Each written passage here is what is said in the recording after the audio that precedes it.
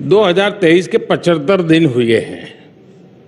मैं उन 75 डेज की ही बात आज करना चाहता हूं।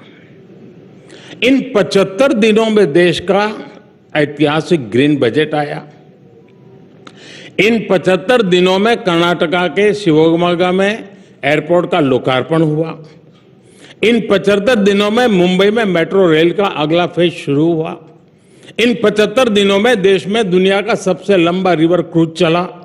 बेंगलुरु मैसूरू एक्सप्रेस वे शुरू हुआ। दिल्ली मुंबई एक्सप्रेस वे का एक सेक्शन शुरू किया गया। मुंबई से विशाखापट्टनम से वंदे भारत ट्रेनें चलनी शुरू हुई। आईआईटी धारवाड़ के परमानेंट कैंपस का लोकार्पण हुआ।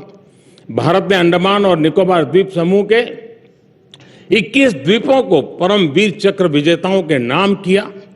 साथियों, इन 75 दिनों में ही भारत ने पेट्रोल में 20% इथेनॉल की ब्लेंडिंग करके E20 फ्यूल लॉन्च किया है।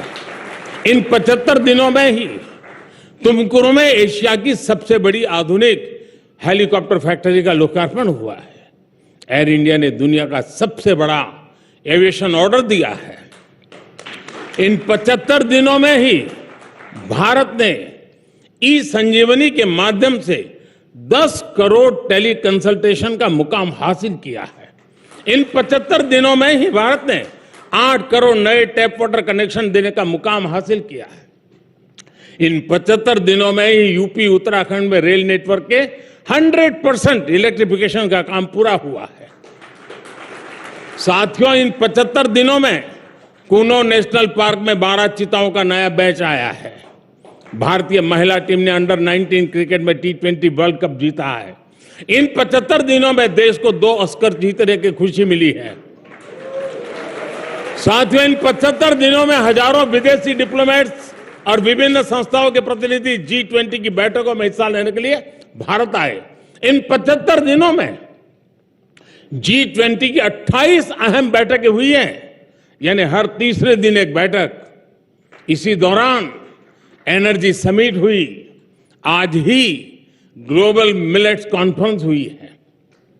हमने देखा बेंगलुरु में हुए एयर इंडिया में हिस्सा लेने के लिए 100 से ज्यादा देश भारत आए।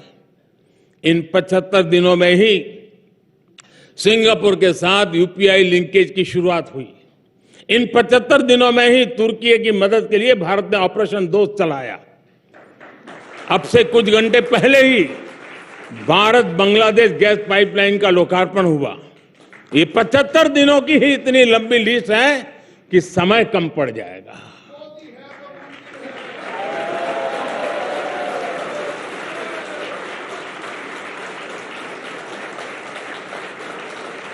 और मैं 75 दिन की कुछ बातें इसलिए दिखा रहा हूं कि यही इंडिया मूवमेंट का ही तो रिफ्लेक्शन है।